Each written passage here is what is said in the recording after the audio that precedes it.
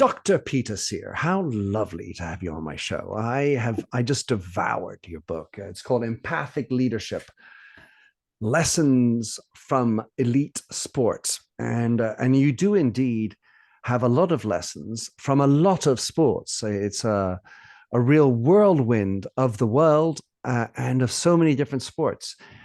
Great book. I would encourage everybody to read it. But in your own words, Peter, who are you? Who am I? Thanks for that introduction, and thanks for reading the book. So I'm a psychologist. I've been studying psychology since the mid-90s. Always been really interested in people and behaviour and why people do the things they do. I based that book on my PhD, which came after doing a degree in psychology, a master's in human resource management, and a master's in Jung and post-Jungian studies. And the PhD was understanding empathic leadership in elite sport. And it was kind of a culmination of my interest in psychology, because I found that as I studied psychology from a variety of perspectives, emotions were always my sort of area of interest as drivers of behaviour or inhibitors of behaviour, perhaps. And I thought that empathy encompassed that. And so if I could study empathy within a context that I really was interested in as well, which is sport, then it would give me sort of more understanding of the human condition and perhaps prove that there are certain ways that I believe in of leading people, and human relationships, I think, is a fundamental part of that, and understanding each other. So I wanted to explore that and see if it was occurring in a competitive environment, because I thought if it was occurring in a competitive environment like elite sport, then that would be evidence that it's something that's very important and should be explored in all arenas. So what about your interest in sport? Tell us about that. It isn't clear in the book what sort of sportsman you are, what you like to do, although there's a lot of rugby, so I'm guessing. No, you're wrong with the rugby. I did actually play one game for the school team at rugby, but that was when they were short and they just used to recruit people in from the football team. So, yeah, football was my sport. I was playing football from the age of 4. I remember my mum lying to the sports centre locally to get me in because you had to be 5, and my cousin was already playing, and I wasn't happy with that. So I managed to get in. We learned a lot of skills at the local sports centre, and that was always my preferred sort of part of the sport, the sort of technical, skillful side. And I played football all through my youth, every day of my life, just playing all the time. I played for my county at schools. I played for Essex County at school. I was at Watford FC as a youth player till I was about 15, 16. And I actually left there. So I'm quite proud of the fact that I didn't get released by a club. I left. I wasn't enjoying it at the time, and maybe there's something that has stayed in me that may have been something to do with why I wrote that book as well, because I saw a lot of people leaving as well who were really good players, and some of the people that were getting retained and sort of put in the youth team weren't necessarily the best players, but they were people who just did what they were told and didn't ask any questions. And I saw things differently even then. I thought that asking questions was important, and understanding what you were doing and the reasons you were doing it were important. And I also wanted to be sort of recognised for who I was and what my strengths were. And I didn't see any of that going on. And so when I reflected later in life on that, and when I came to do the PhD, that was something that I had strong in my mind, that was not part of sport back then. It was a very autocratic coach who, it's a cliche, but it really was his way or the highway, And I guess back then I chose the highway because I just didn't want to do it his way. I didn't want to be running to the ground around the streets and do lots of physical training without ever touching a football. I wanted to just play football, I wanted the ball. And there wasn't a lot of that going on in the sort of mid to late 80s at Watford youth. So lots of things within there, but We both actually, as we agreed, or just found out before we started recording, that we support the same Premier League, the Premier League team, the Reds of Liverpool. And the little story in my head says, well, back in those days, I used to support Liverpool in the first, Watford in the second, Wrexham in the third, and Torquay, because I knew the owner, in the fourth division, as it was called back in those days. And so I have a strong thought in my mind, which is Watford and Liverpool, John Toshak. There was always a link between the two. John Barnes. Well, before it, wasn't it Toshak? Didn't Toshak leave Liverpool to manage? He went to Swansea, I think, to manage Toshak. Oh, Swansea, that's it, exactly. Yeah. John Barnes was at Liverpool and then was at Watford and then went to Liverpool. Yeah, he was like my hero growing up. Before that, when I was really young, it was Dalglish, but then John Barnes was really my hero. Yeah, nice. I remember being away one year and my girlfriend wrote to me and said that she'd met John Barnes and danced with him in a nightclub, and I wasn't sure which side I was more jealous of. Her or him? Yeah, he really was my hero. Yeah, he was phenomenal. Yeah, lovely. Yeah. So, in your book, you start off by laying out the premise that empathic leadership is interesting because it leads, or it's amongst other things anyway, it's helpful in relationship management, building trust, and communications.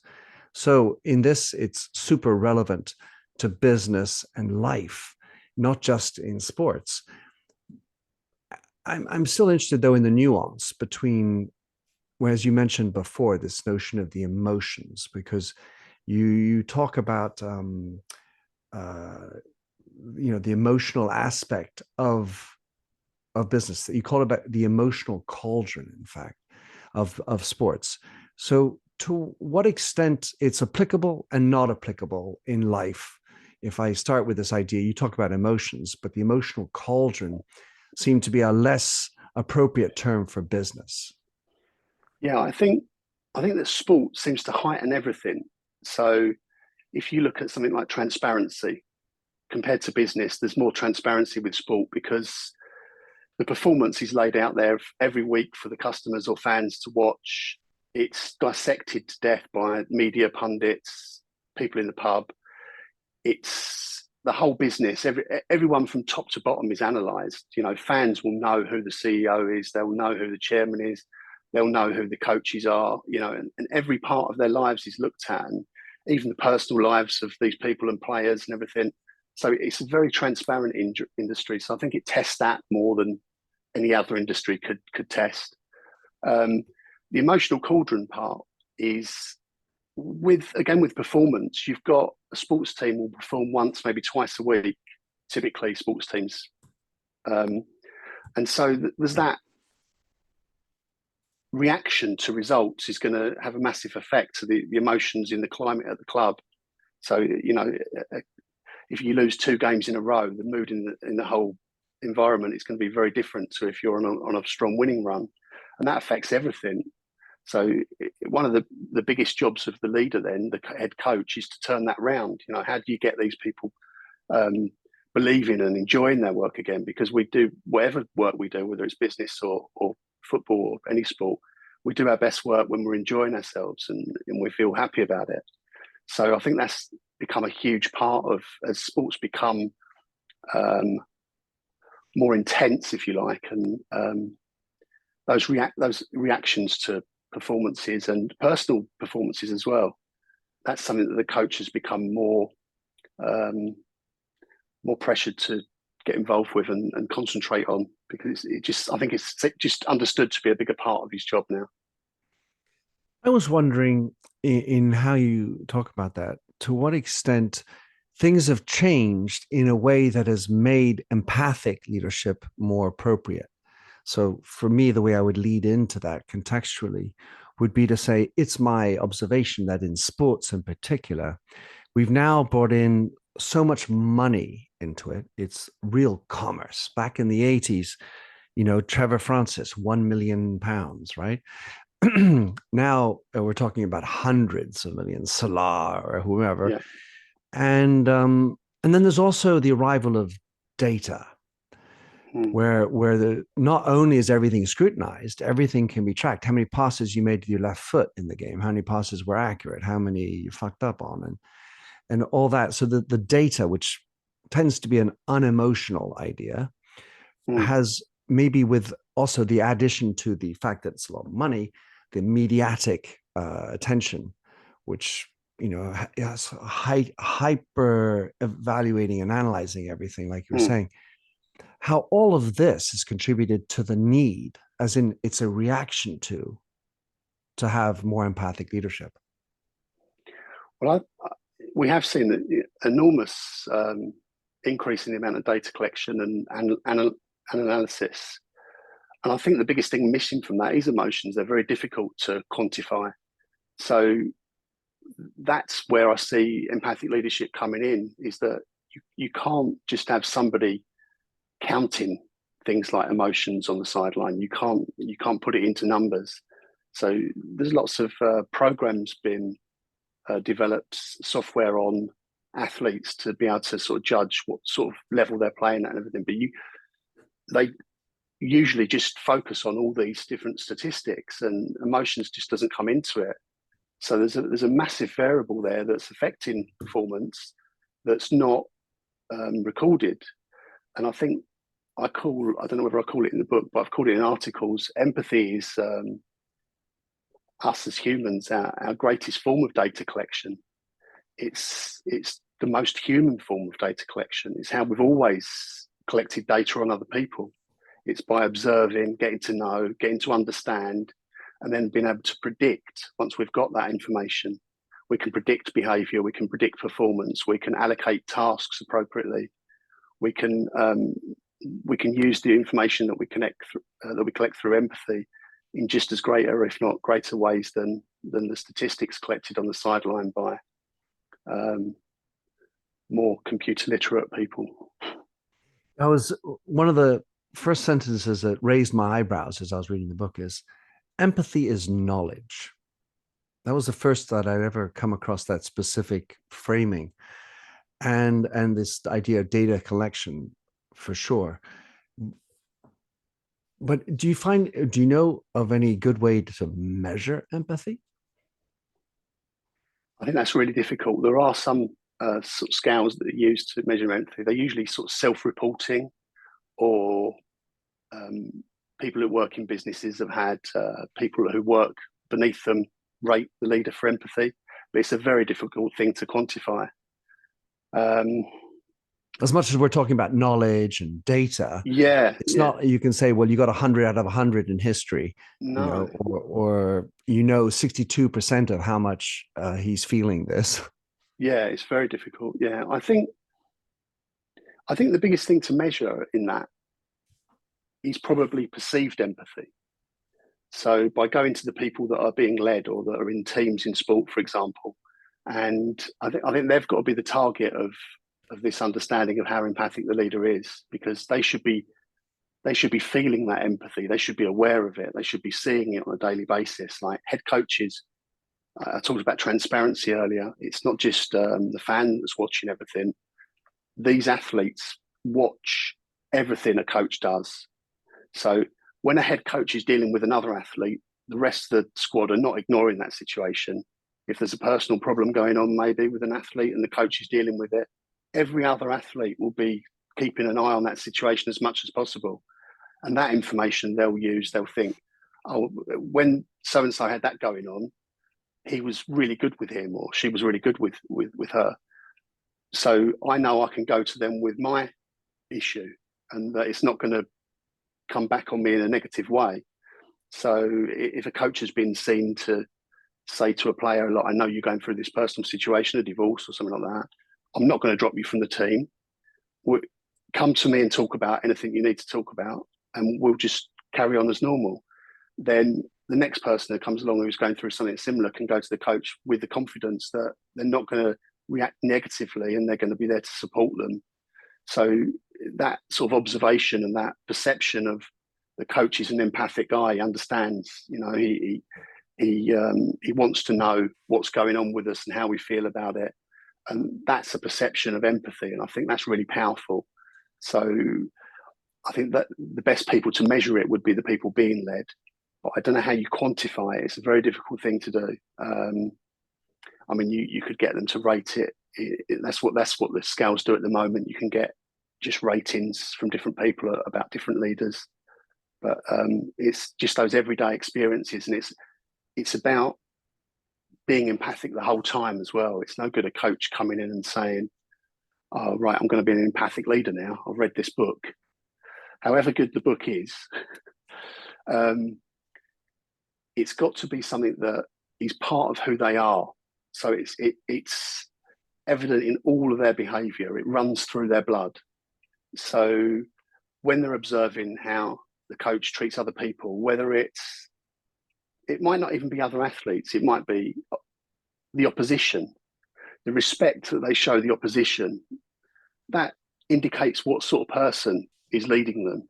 And I had coaches, one of the coaches that I interviewed for the research that I did, she said that their main rivals, they used to have really aggressive encounters, the two teams. And she thinks that filtered down from the aggressive sort of relationship she had with the opposition coach, and that they were always arguing over decisions on the touchline and things like that. And one day, maybe because she got a bit older, she realised that, is this the best thing for my players? Because they're reacting from what they see me do. And so she started to sort of understand the perspective of the opposing coach, and realised obviously that they're in the same boat as her, they're doing the same job as her, and they started to get on a lot better. And she found that the rest of the team's performances stopped being so aggressive, but there was no less effort there. The effort to win was still there, but it was more controlled, and it was a positive experience for her. So everything these coaches do, as I say, is being observed, and the way they are with other people, whether it's opposition, press, other staff, it really makes an impact on the athlete and what sort of performance and behaviour you're going to get out of them. Yeah, this notion of the emotional element, and you can use emotions and stress to good and bad. And I'd certainly be interested to know how she approached that antipathy that she had with the other coach, because I think there's a lot to be learned in how to draw down confrontation, replace the ego. And I would typically say, but that's a sexist remark, that women are more aware of that idea than men, where the ego takes a preponderant position. But one of the things I want to push back on, Peter, is this notion of perception of empathy.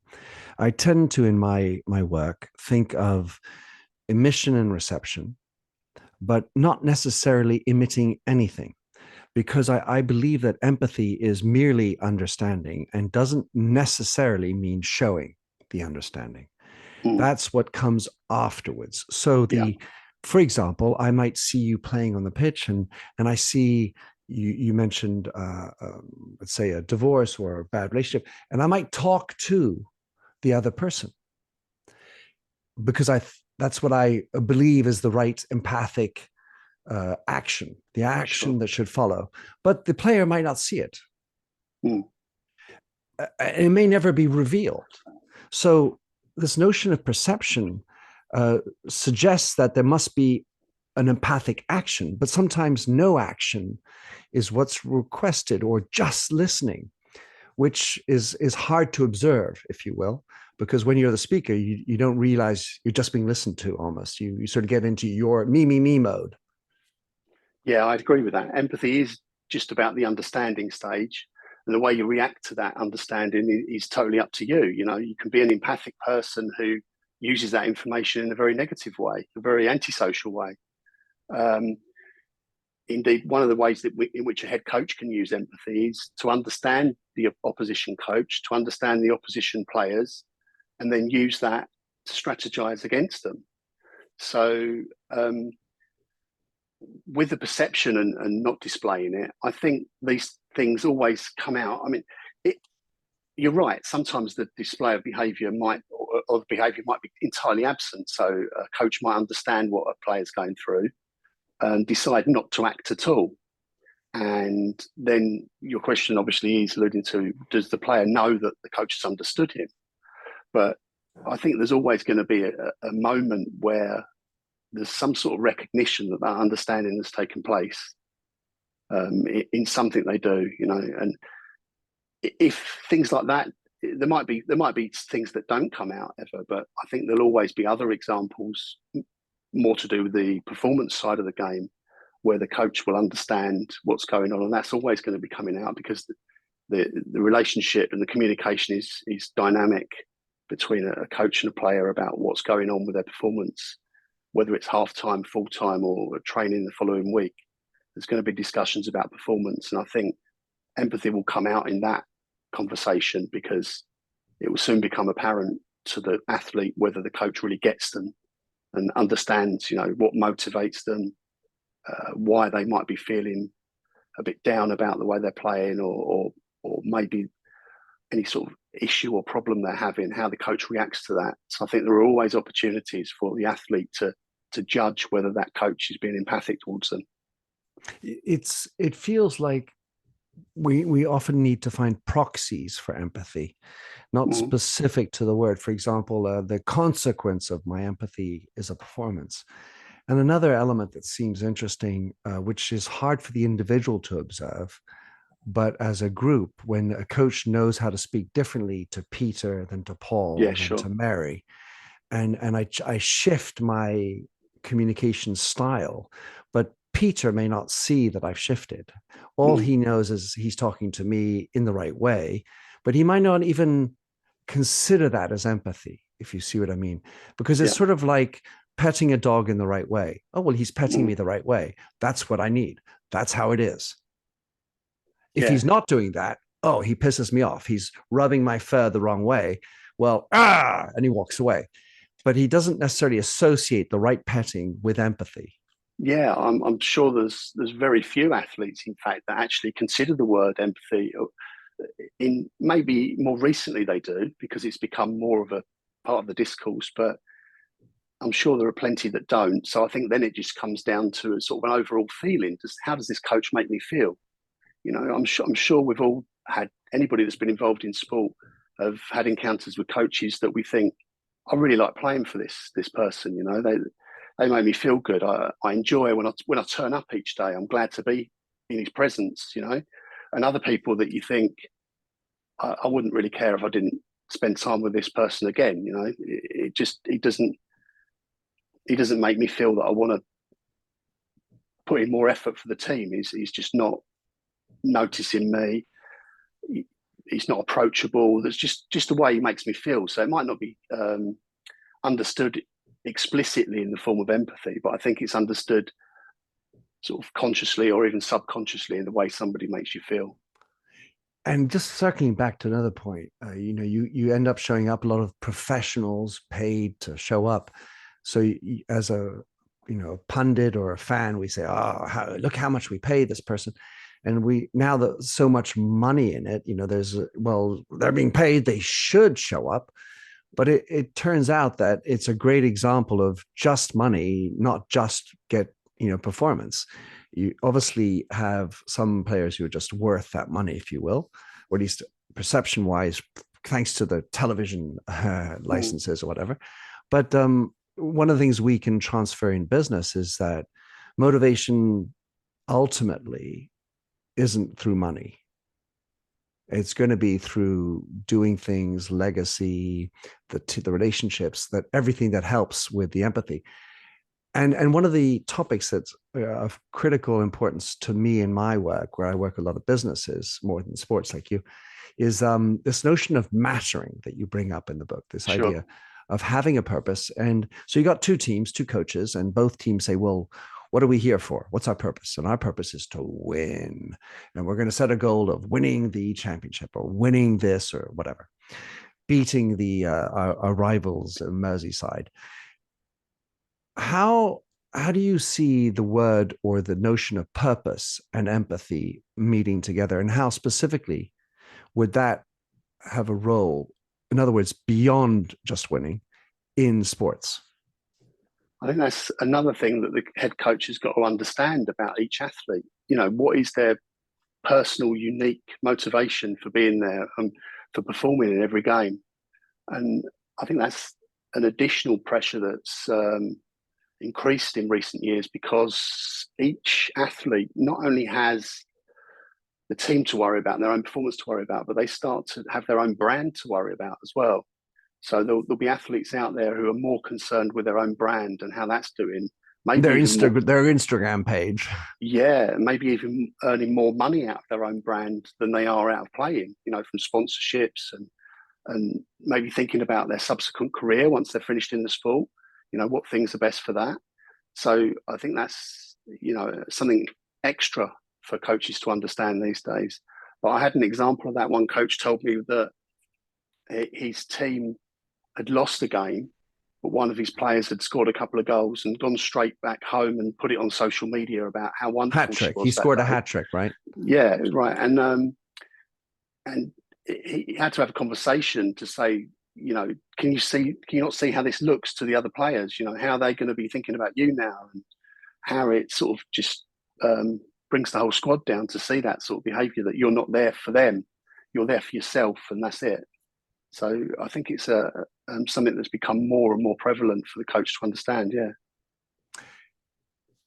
In the building of trust, which is necessary in order to establish safe spaces and ability to be vulnerable and such, I've long maintained that trust is not based on competency. It is based on personal attitude and relationships. And in business, it's almost a dirty word, this idea of personal. We're here for professional reasons. You got a job to do, and what happens at home stays at home, not in Vegas, but at home. But I've had a number of sports people on my podcast specifically play rugby, because that's my sport in general. Excuse me. And I had Lee Mears, for example, the Lions player, captain of England and captain of Bath, I think, talking about this notion of captaining, leading in those three different areas: professional team, national team, and then Lions, which is a whole nother category of transnational pride. But the notion of trust, and I, in my little mind, I have this idea that because I'm throwing my body on the line, that ups the ante about trust amongst one another. Where the more physical the giving in a team orient, like ice hockey, you have a lot of references to ice hockey, which I absolutely adore as a sport as well. Whereas other sports, it's more about, like a relay. Well, you're being physical, but it's not like you're giving your body. You're just running your course. You're transferring the baton, but there's not like you're laying your body down at risk of peril kind of feeling.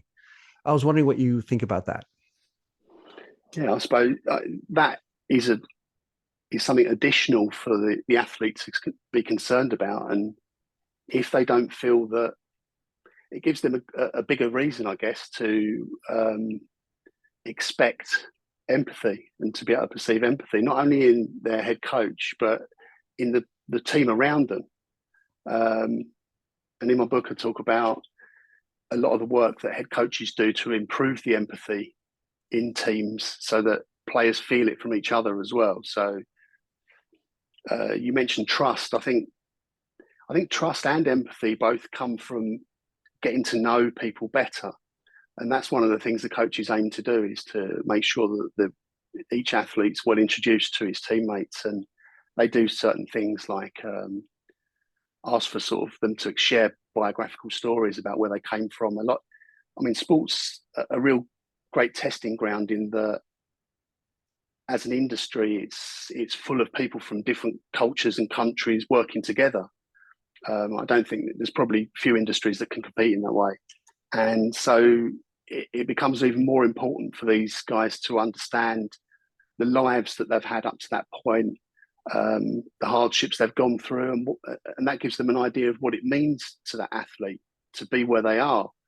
And once we get to know and understand each other, and the sharing of personal information as well, that increases trust, because if we see somebody is willing to open themselves up and tell us things about their lives, perhaps things that have upset them in the past or obstacles they've had to get over, then that opens up a channel of trust, I think, and it brings people closer together. I think it makes you feel more. I think the closest thing you can think of is a family. So in most families, you know, you trust each other because you know each other inside out.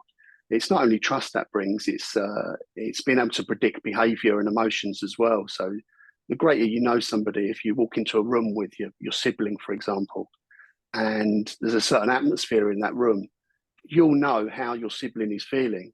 And that's the kind of level of knowledge about other athletes that a coach wants to bring these days, is to really be able to predict how situations are going to make their colleagues feel. And if they can do that and be happy to sort of share their lives with each other, then that brings them closer together. And team cohesion is obviously a very important thing to coaches.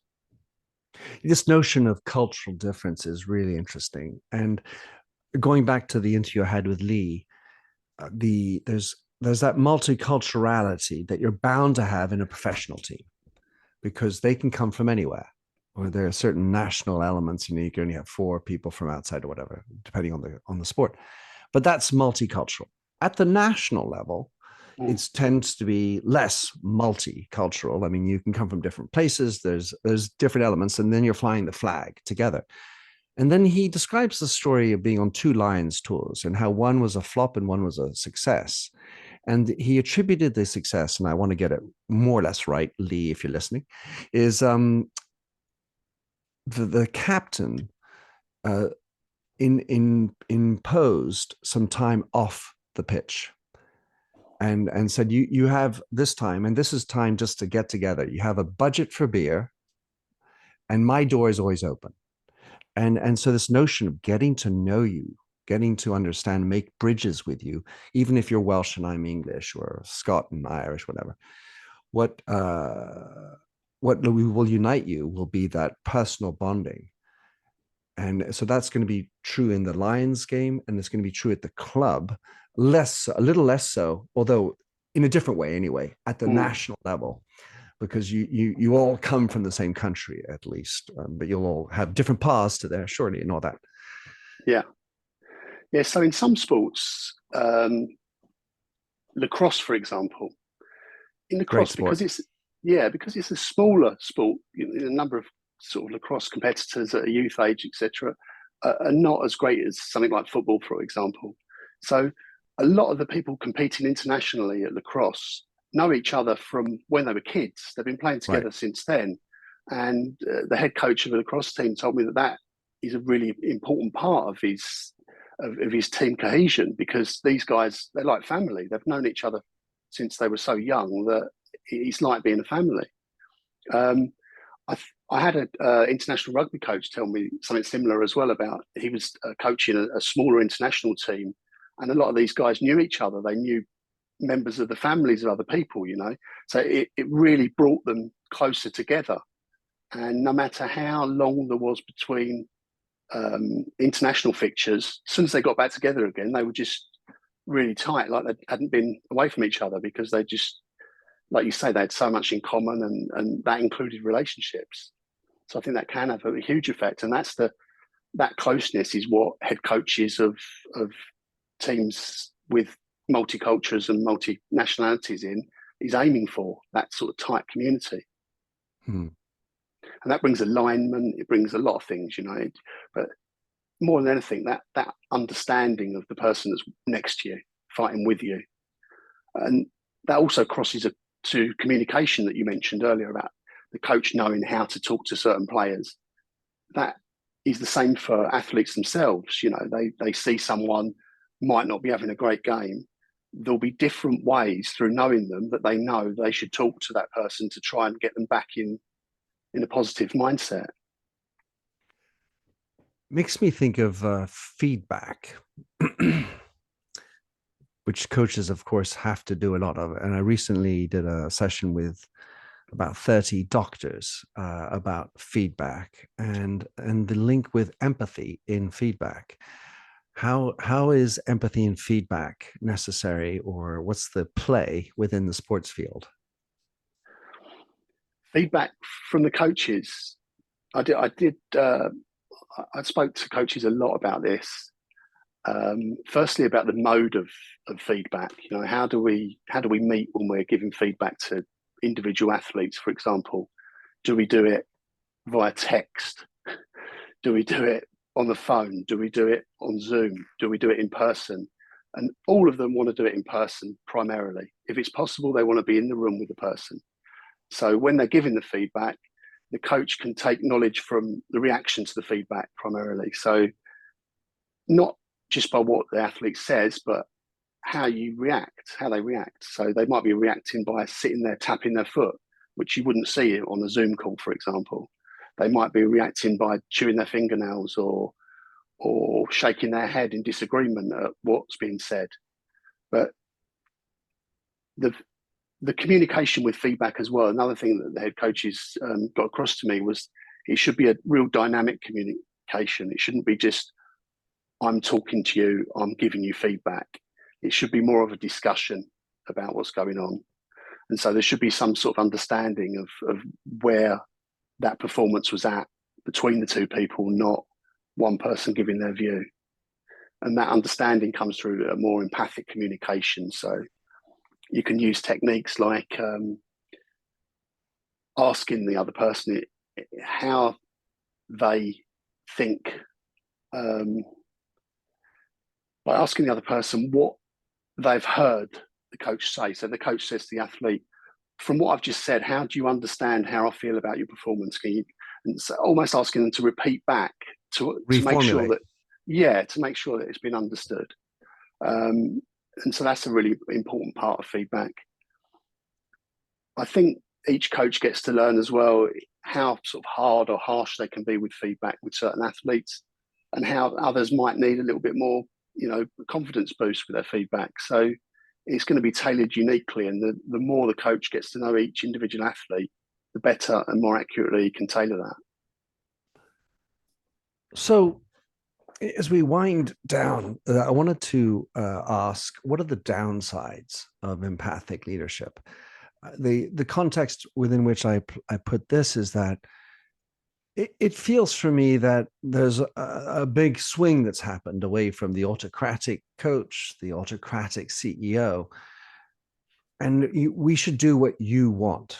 We should do what you feel, as opposed to what we need, or we as a team, and the individual's presence, the individuality of our society, not to mention ego and narcissism, which we're a little bit referring to about, you know, the woman who went and ranted on about her hat trick. What are the downsides? Do you see downsides? Because I mean, if you read your book, everything is good about empathic leadership. I mean, and I understand that, but I would like, and you do talk a little bit about the downsides, but how and when is empathic leadership going to go wrong? Well, this is something I was cautious not to focus on too much when doing my literature review for the PhD, etc. You've got to make sure that you look into everything, you know. So the downsides of empathy that are discussed in the literature, particularly, are things like burnout. If a leader is trying to understand the emotions, the lives of all the people that they're leading, and in sport, this is a big task, because unlike 20 years ago or so, the squad sizes are bigger, the staff sizes are bigger, there's more media people to understand, there's more people in the business in general to understand. So if they're taking on all these people's lives and emotions, is that going to be too draining for them to cope with? So I put this to the head coaches, and all of them came back with the same answer, that they're sharing in so many positive experiences with their athletes, that is a positive impact on them, and the draining aspect doesn't come into it. A few of them said that the burnout came from maybe working too many hours or not spending enough time at home, things like that. But it wasn't ever because of the emotional demands put on them by being a more empathic leader. Well, of course, there is the notion of the empath who feels too much of everybody everywhere, and that can be a burden. For example, in the hospital arena, or in other areas. So that certainly is something. Anyway, I can see how it can be a positive. Yet when performance isn't there and that stress comes in, and you say, "Oh, I've got to be empathic," there's always this pressure with time being the factor in the middle, because the way I see it, empathic leadership needs more time. Yeah, I think that sort of situation is a reminder of what empathy is. It's about understanding. So we understand in that situation where things are going badly, the job of the coach, the empathic coach, is to understand what those athletes need to turn it around. So it's not about, feeling sorry for them or that it's not Sympathy. about compassion. It's about understanding the true needs for those athletes to turn their performances around. And it might be a bit of compassion. It might be a kick up the backside. It could be anything. I had one coach who just called training off after about 10 minutes one day because his athletes weren't on the ball, and he sent them all home. And that was just like a real a mark of how he felt in just one piece of behaviour. And the athletes came in the next day in a completely different mood. So he clearly understood that they needed a real sort of shock. And so an empathic coach will understand what the athletes need. I think that's what's the most important thing to remember. Yeah, like the reset. Yeah. I want to finish on another topic, because that's something that I thought particularly insightful, was the notion that many coaches, you write in the book, say that the hardest part of their job is actually dealing with the bosses. And I talk about this a lot in empathic cultures, where the governance element, ownership, if you at the very top don't have empathy, but you are expected to have empathy down below, that dissonance, that disassociation is toxic. Yeah, certainly. Yeah. I think I gave some examples in my book of where the athletes actually saw what was going on above the coach. And that's probably having a negative effect on their commitment to the organisation as a whole. They might feel committed to the coach and the team, but if they see people above behaving badly and not in the interests of the organisation, or not demonstrating any empathy towards people below them in the organisation, including the athletes, then that's going to have a negative impact on them and their performance. And I don't think business, when you go above the playing side of a sports organisation, you're talking about more of a typical business. And I don't think business as a whole is the greatest sort of area of empathy, is it? In fact, the word business often gets used as an excuse not to be empathic or compassionate, doesn't it?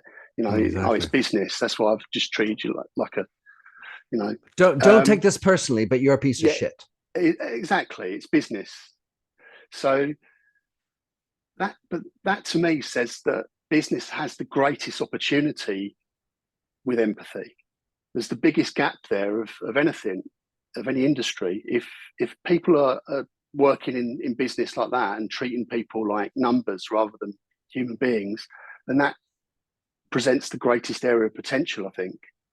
I know there was a study in about 2014 of different academic institutes or houses in the university, and I think business came out about bottom for empathy and understanding of the importance of empathy.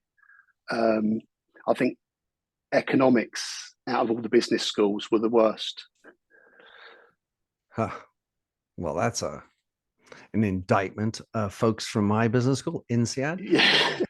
I would love to have that study, but last point then, with that notion of governance and ownership, and if you mentioned this, and it was the growing distance between fans and athletes, which is kind of odd at some level, to the extent that it's very obvious when you're on the pitch how quickly you're being booed, how quickly they're cheering for you. Yet this gap, and I suspect that same sort of gap has been happening with the professionalization and media and money going into professional sports, how there's a gap also between the players and the owners, because the owners are probably very wealthy, could be Russian, could be American, whatever. And they're not really in contact with the players. It's very similar in our political system in the UK as well. There seems to be a huge gap between what the leaders at the top, how they live their lives, and how other people live theirs. And you're right, you've got owners of professional football clubs arriving by helicopter, coming in from a different country, often just for the game. Whereas you go back a few decades, athletes, fans, possibly people working above in the club, but maybe even owners might have seen each other in cars or on the bus on the way in. So it has been a real big part of it. And I think social media has probably offered a little bit of an opportunity for engagement with players and people above in the club. But, you know, again, that's not the same as meeting people in person and getting to know them and being able to understand each other's worlds. It makes me think of how mom and pop shops, or maybe clubs in the fourth division back in our days, you know, how the owner would be on the sidelines, would be going to trainings and would be breaking bread with them. You also have entrepreneurs in the business world where they're very much involved, and it's their skin and blood and their livelihood, but it's also them. They're in it. And then all of a sudden you sort of go up a few levels and it becomes a corporation, system, a country. You know, we've got these bigger things and then we just have too many layers in between us, or just very different ways we roll. Peter, it has been an absolute pleasure chatting with you. I absolutely didn't cover all my questions, but I hope it has stimulated some of our listeners to go and get your book, Empathic Leadership, which is in hardcover and paperback here in paper. Lessons from Elite Sport by Dr. Peter Sear, by Routledge publisher. Any closing words, and how can people, should they wish to hire you, get in touch with you, follow what you're up to, writing and reading, go listen to your courses? What is the best? I'm on LinkedIn. I'm on Twitter as Dr. Peter Sear. That's SEAR. You can find me at empathicminds.org as well. And yeah, I'd like to help leaders in any industry using what I've learned from psychology and sport. And any organisations who think there's a gap there that empathy offers potential for. Because I think, I don't need to persuade you, but it offers a huge amount to any company who wants to improve their performance. And what's unique, Peter, about your offer, as opposed to usually being in like an athlete who's come in and, you know, this is how I did, and performance management and you are really actually at the core of the management principle within sports. So that's why I'd highly recommend anybody get in touch with you. Peter, many thanks. Thank you. It's been wonderful. Thanks.